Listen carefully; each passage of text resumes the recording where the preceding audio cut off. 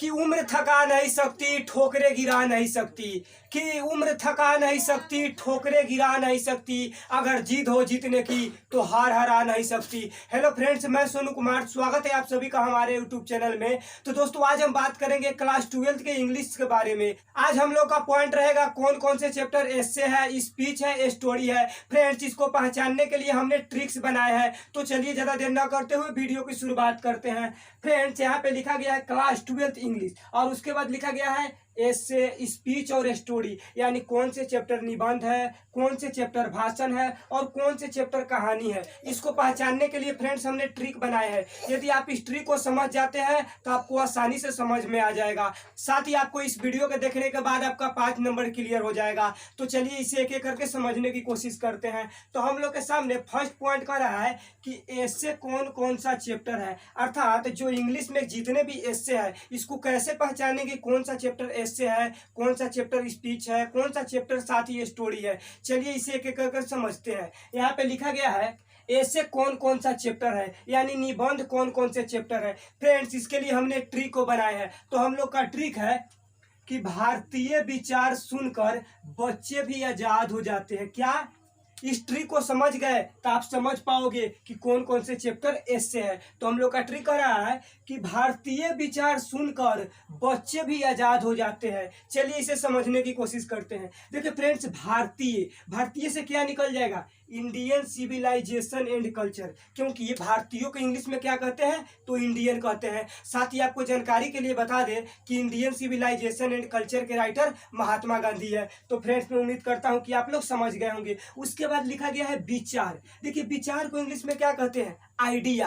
तो आइडिया से क्या चैप्टर का नाम हो जाएगा, ideas that have helped Mankind. क्या विचार से क्या हो जाएगा, ideas that have helped Mankind. साथ ही आपको जानकारी के लिए बता दें कि इनके राइटर बर्टन रसेल है। चलिए और ट्रिक को समझते हैं। उसके बाद लिखा गया है कि बच्चे भी आजाद हो जाते हैं। देखिए फ्रेंड्स, बच्चे को इंग्लिश में क्या कहते हैं, चाइल्ड कहते हैं ना। तो चाइल्ड से क्या हो जाएंगे, ए चाइल्ड इज बोर्न, अर्थात ए चाइल्ड इज बोर्न क्या है तो एक प्रकार की एस्से है। साथ ही आपको जानकारी के लिए बता दें कि ए चाइल्ड इज बोर्न के राइटर जर्माइन ग्रीर है। उसके बाद लिखा गया है फ्रेंड्स कि आजाद हो जाते थे, कि आजाद यानी फ्री हो जाते हैं। तो फ्री से क्या हो जाएंगे, how free is the press. तो आजाद से क्या हो गए, how free is the press. साथ ही आपको जानकारी के लिए बता दें कि how free is the press के राइटर डोरोथी एल सीयर्स है। तो इसका मतलब जो how free is the press है ना, वो एक प्रकार की एस्से है। तो फ्रेंड्स, एस्सों को याद करने के लिए कौन सा ट्रिक है कि भारतीय विचार सुनकर बच्चे भी आजाद हो जाते हैं। देखिए भारतीय से हो जाएंगे इंडियन सिविलाइजेशन एंड कल्चर,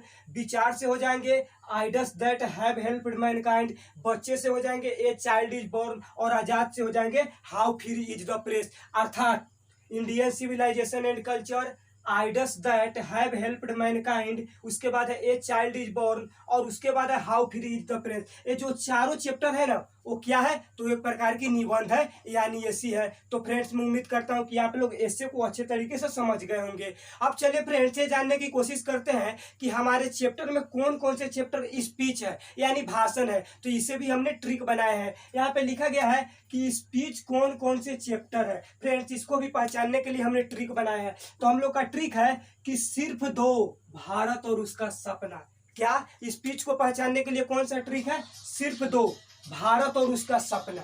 चलिए इसे भी समझने की कोशिश करते हैं। देखिए भारत, तो भारत से क्या निकल जाएगा, भारत इज माई होम, अर्थात जो Bharat is my home chapter है ना वो क्या है, वो एक प्रकार की स्पीच है। फ्रेंड्स, आपको जानकारी के लिए बता दें कि भारत इज माई होम के राइटर डॉक्टर जाकिर हुसैन है। उसके बाद लिखा गया है सपना। देखिए फ्रेंड्स, सपना को इंग्लिश में क्या कहते हैं, ड्रीम कहते हैं। तो ड्रीम से क्या हो जाएंगे, I have a dream. I have a dream के राइटर कौन है तो मार्टिन लूथर किंग जूनियर है। फ्रेंड्स, इसको याद कैसे रखेंगे कि आई हैव ड्रीम के writer Martin Luther king junior है। तो हम लोग का इसका भी ट्रिक है कि मेरा एक सपना है, मार कर लूट कर राजा बनना है जरूर। अर्थात आई हैव ए ड्रीम के राइटर कौन हो गए, मार्टिन लूथर किंग जूनियर। तो फ्रेंड्स, आप लोग याद रखिएगा, स्पीच को याद करने का कौन सा ट्रिक है, सिर्फ दो, भारत और उसका सपना। कितना आसान ट्रिक है।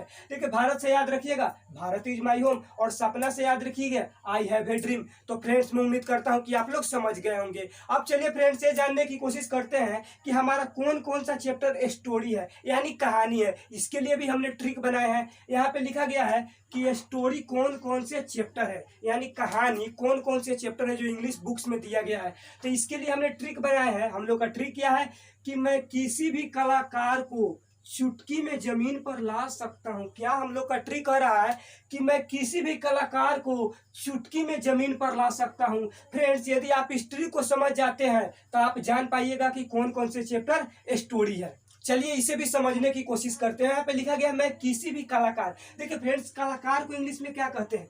आर्टिस्ट कहते हैं। तो आर्टिस्ट से चैप्टर का नाम हो जाएगा द आर्टिस्ट। क्या आर्टिस्ट हो जाएगा? The artist. अर्थात जो द आर्टिस्ट है क्या है? वो एक प्रकार की स्टोरी है। साथ ही आपको जानकारी के लिए बता दें कि द आर्टिस्ट के राइटर सिगा नोया है। उसके बाद लिखा गया है कि कलाकार को चुटकी में जमीन पर ला सकता हूँ। देखिए फ्रेंड्स, चुटकी, चुटकी को इंग्लिश में कहते हैं ए पिंच ऑफ स्नफ। तो क्या ये चुटकी से क्या निकल गया? ये पिंच ऑफ स्नफ। देखिए फ्रेंड्स, ये पिंच ऑफ स्नफ का मतलब होता है एक चुटकी खैनी। तो हम लोग के ट्रिक में कह रहा है चुटकी, तो ये पिंच ऑफ स्नफ का मतलब क्या होता है? एक चुटकी खैनी। तो अर्थात ये पिंच ऑफ स्नफ क्या है? तो भी एक प्रकार की कहानी है। आपको ये भी बता दें कि ये पिंच ऑफ स्नफ के राइटर मनोहर मालगांवकर है। उसके बाद लिखा गया है जमीन। देखिए फ्रेंड्स, जमीन को इंग्लिश में क्या कहते हैं? अर्थ कहते हैं। तो अर्थ से क्या निकल जाएगा? The earth. अर्थात जो द अर्थ चैप्टर है ना, वो क्या है? वो भी एक प्रकार की स्टोरी है। साथ ही आपको ये भी बता दें कि द अर्थ के राइटर एच.ई. बेट्स है। तो फ्रेंड्स, आप लोग स्टोरी को याद करने के लिए कौन सा ट्रिक याद रखिएगा? मैं किसी भी कलाकार को चुटकी में जमीन पर ला सकता हूं। देखिए, कलाकार से हो जाएंगे द आर्टिस्ट, चुटकी से हो जाएंगे ये पिंच ऑफ स्नफ, और जमीन से हो जाएंगे द अर्थ। अर्थात जो द आर्टिस्ट है, ये पिंच ऑफ स्नफ है, द अर्थ है, ये सब क्या है? ये सब एक प्रकार की कहानी है। तो फ्रेंड्स, मैं आशा करते हैं कि आप लोग स्पीच, स्टोरी और ऐसे को बहुत अच्छे तरीके से समझ गए होंगे। और साथ में उम्मीद ये भी करते हैं कि आप लोग को आज का वीडियो काफी अच्छा लगा होगा। यदि वीडियो अच्छा लगा है तो चैनल को सब्सक्राइब करके बेल आइकन को दबाना ना भूले। तब तक के लिए जय हिंद।